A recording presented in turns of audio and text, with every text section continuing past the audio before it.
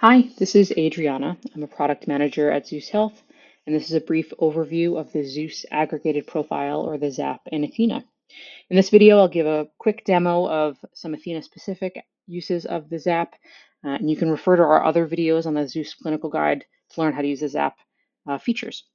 To access the ZAP in Athena, once it's enabled for your practice, you'll click on the Apps tab here at the bottom, and you'll open up this one that says Zeus aggregated profile.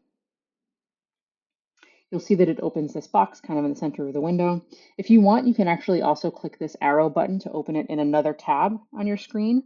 You can also click this button to make it full screen or shrink it back. And this button here will actually collapse the ZAP into the tab on the right here, and then you can reopen. Keep in mind that in Athena, this app on the right-hand side will stay open. So if you don't close the ZAP and you navigate to another patient's profile, you'll have Bruno's ZAP will remain open.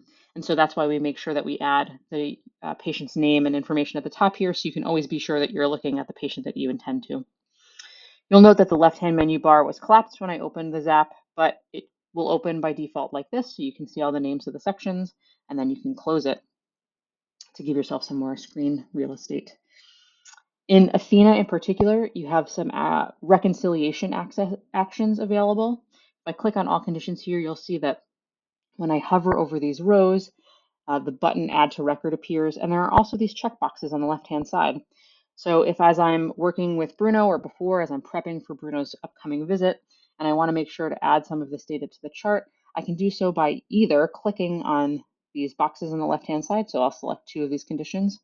You'll see that that brought up this Add to Chart action at the very top, and I can click that. This will add both of these conditions to Bruno's chart, so I'll go ahead and do that. Another option while that's adding is you could simply click this row, each individual row, to add the records.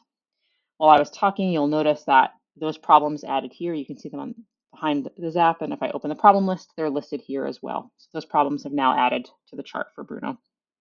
The other data you can currently reconcile into Athena are lab data, so diagnostics. They appear on this tab. You can see if I open it up, the diagnostics tab.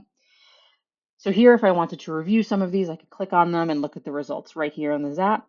If I want to import them, you'll see that those actions are available in this row. So for this example, I'll show the import of this top one, the complete comprehensive metabolic panel. If I click Add to Record, it's going to show you all of the values it's going to add to the record.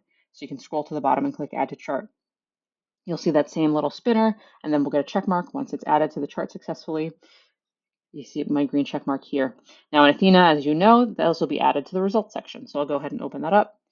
I'll resize the window, and you'll see that here's the CNP I just added. If I click on it, there are each of the analytes and their corresponding values right there in the lab section.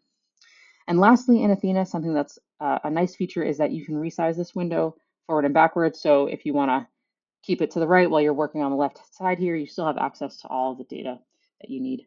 That's a quick overview of some special actions of the ZAP in Athena, and we'd love to hear your feedback.